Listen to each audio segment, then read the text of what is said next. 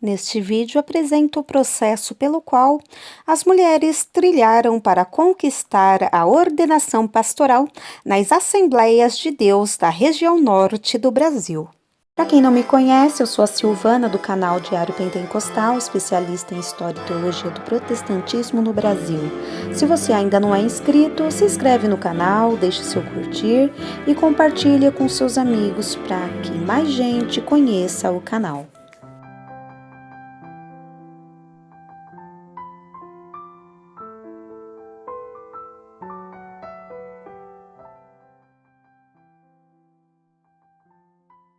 Para uma melhor compreensão do assunto, organizei o vídeo da seguinte maneira: Manaus, setembro de 2017, Samuel Câmara, Carta de Proclamação. O assunto Ministério Pastoral Feminino ele é gerador de acaloradas discussões e isso há muito tempo. Tanto que no canal eu publiquei um vídeo, Pastorado Feminino Pode?, abordando essa eterna discussão sobre a legalidade dele. Estaria realmente clara a sua proibição na Bíblia? Um outro vídeo publicado aqui no canal é o Assembleia de Deus e as Mulheres, Trajetórias e Conquistas.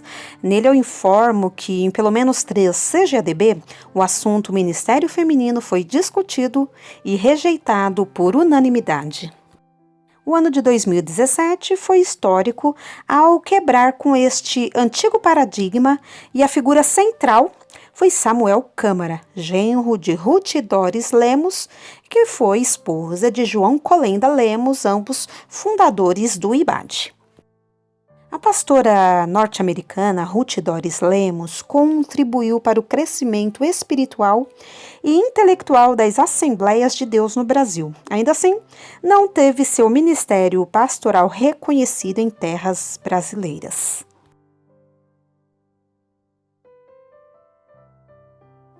Ocorreu em Manaus, no mês de setembro de 2017, o 2º Congresso Norte de Teologia e também o 4º Encontro Nacional da Rede Latino-Americana de Estudos Pentecostais, RELEP.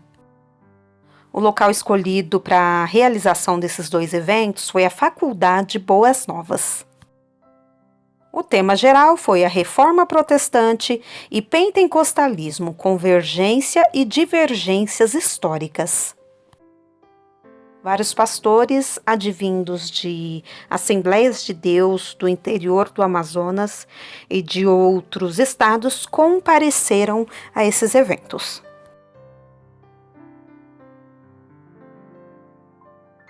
O pastor Samuel Câmara, presidente das Assembleias de Deus em Belém do Pará, Igreja Mãe, participou de quase todas as mesas e painéis como ouvinte. Um trabalho foi apresentado onde mulheres manifestaram sua inquietação quanto ao fato de não poder chegar ao cargo de pastoras. O título do trabalho, um artigo, é chamado Mulheres Assembleianas no Exercício do Ministério Eclesiástico por meio da Educação Teológica. Se você conhecer este artigo na íntegra, no próximo vídeo que eu postarei aqui no canal. As autoras deste artigo são Daliane Nascimento de Santana, Edivan Saraiva Palhano, Francisco Manuel Dias Botelho, Inês Nascimento de Santana, Marta Morgana Nazaré de Lima Palihano. Samuel Câmara assistiu aos debates que, àquela altura, se acaloravam cada vez mais. Câmara desafiou as mulheres dizendo: vocês nunca reivindicaram o cargo de pastora. Se vocês fizerem uma carta nos pedindo, quem sabe vocês serão atendidas.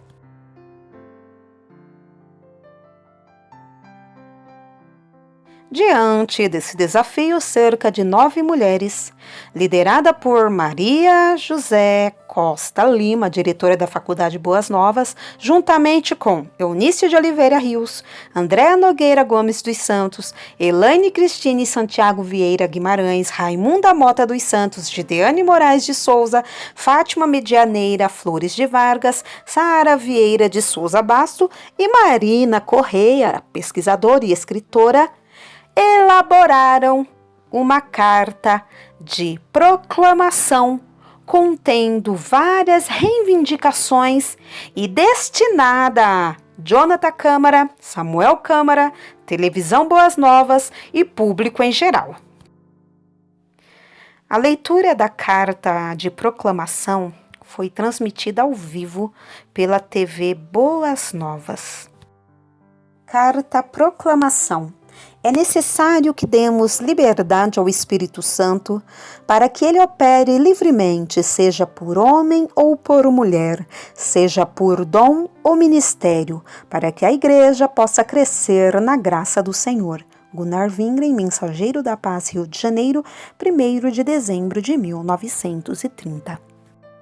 Carta destinada aos pastores e presidentes da Igreja Evangélica Assembleia de Deus dos estados do Amazonas e do Pará, pastores Jonatas Câmara e Samuel Câmara. A mulher é e foi, durante a história, parte vital e imprescindível no movimento pentecostal do norte do país. No Brasil, elas perfazem quase 70% do total da membresia. Isso se deve ao perfil histórico da Igreja, que em sua origem teve como foco alcançar o pobre e os marginalizados, e isso atraiu vários grupos e pessoas, e naturalmente também a mulher que vive historicamente em um contexto de opressão e inferioridade. Muitos nomes de mulheres aparecem no início da história do movimento pentecostal moderno, com significativa participação nos relatórios, serviços, administração, liderança e missões, e continua evidente sua atuação no decorrer da história do movimento. Não podemos deixar de citar o nome de duas mulheres que fizeram história no pentecostalismo no Brasil no século XX. Frida Wingren, mulher pentecostal sueca, atuante na posição de liderança, que veio para o Brasil na década de 1920. Ruth Doris Lemos, norte-americana, jornalista e teóloga, que havia sido ordenada pastora nos Estados Unidos. Chegando no Brasil, sem ter sido reconhecido seu ministério feminino, renunciou ao título e exerceu sua missão em submissão às regras da Igreja brasileira. Estas foram algumas das mulheres que ganharam notoriedade na história do avivamento, foram inflamadas pela chama do Espírito Santo e cada uma ao seu modo marcou profundamente seu tempo e sua geração e nos deixou um rico legado. Porém, não podemos deixar de mencionar as milhares de mulheres sem rosto e sem nome que trabalharam e trabalham sem o reconhecimento devido pelos serviços prestados ao reino de Deus. Diante do exposto, trazemos algumas reflexões. O que é mais complexo? Conceder o dom ou uma ordenação? O dom é concedido por Deus. A ordenação é um ato humano. Portanto, é Deus quem concede o dom a homens e mulheres e não há, biblicamente falando, nenhum dom divino que seja exclusivo para homens ou mulheres, pois todos somos de igual forma capacitados por Deus. Se a ordenação humana parte de pessoas que a estão efetuando em nome de Deus, logo esta precisa estar de acordo com o que fora antes divinamente instituído, pois se o ato da ordenação se desassocia do que antes já fora constituído por Deus, logo não perde a legitimidade de estar sendo feito em nome de Deus? Deus dá igualmente seus dons para homens e mulheres. Assim, homens e mulheres concordam que o dom do pastorado é evidente em muitas mulheres dentro da igreja. A própria liderança admite e dá espaço para a atividade pastoral feminina. Elas ensinam, pregam, aconselham, visitam, cuidam e evangelizam e dirigem igrejas. No entanto, não participam das instâncias administrativas e decisórias em ambientes eclesiástico e convencional. A ordenação, em tese, seria o reconhecimento de um dom adquirido e já legitimado pela comunidade. Com base nas argumentações acima, externamos nossos propósitos para serem analisados por esta nobre liderança com visão cosmopolita e comprometida com as necessidades da Igreja atual. 1.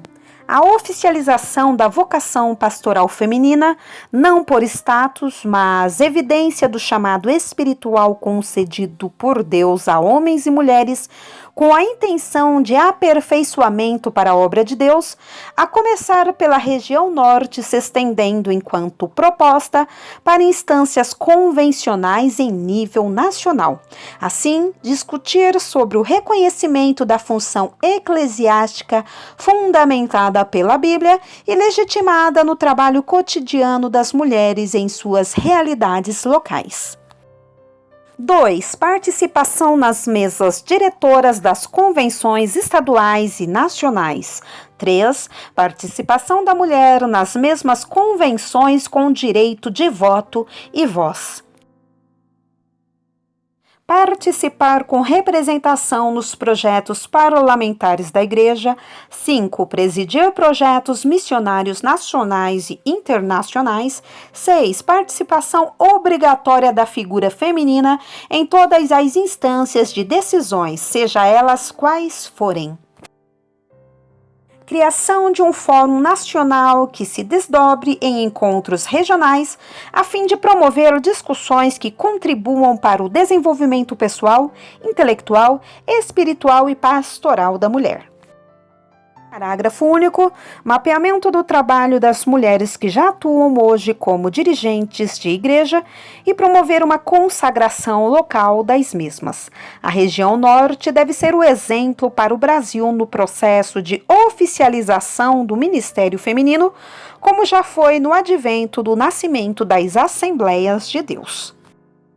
A contribuição da mulher pentecostal para o pentecostalismo é algo incalculável, contudo, há uma sutil artimanha oculta a fim de desacreditar nossos esforços, associando nosso coração inflamado por Deus a movimentos que não têm legitimidade cristã, fazendo com que nosso trabalho e luta, que estão validados em Deus, percam a condição de legitimidade.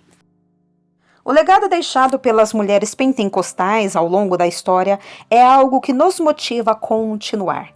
Que se lembrem das mulheres pentecostais do século XXI como mulheres que não viveram alienadas da vida ou do seu tempo, mas que enfrentaram com coragem os tempos difíceis, movidas sempre pela chama do Espírito Santo que nos transforma e nos empurra para fora de nós.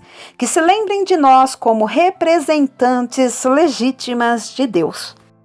E se lembrem de nós como alguém que descobriu sua identidade em Cristo, que não somos determinadas pela função que exercemos ou por qualquer movimento. É a identidade de Cristo em nós que nos faz sermos quem somos.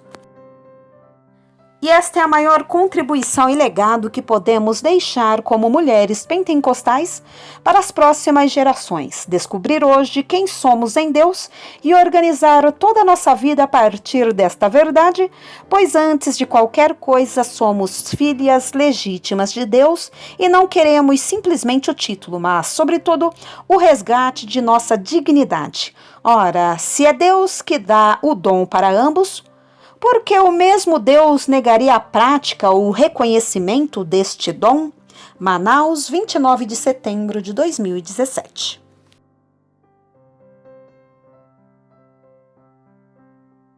Diante do desafio apresentado pelo pastor Samuel Câmara, as mulheres foram à luta e venceram. Com isso, o pastor Samuel quebrou uma tradição patriarcal e enfrentou a velha guarda assembleiana consagrando pastora, rompendo assim com o paradigma assembleiano. As Assembleias de Deus do Norte transgrediram, então, o Estatuto Interno da CGDB, existente desde 1930, quando Frida Wingren, esposa de Gunnar, ficou proibida de pregar, como vinha fazendo até aquela data. Ou seja, Samuel Câmara acabou contribuindo para a luta contra uma discriminação enfrentada pelas mulheres assembleianas.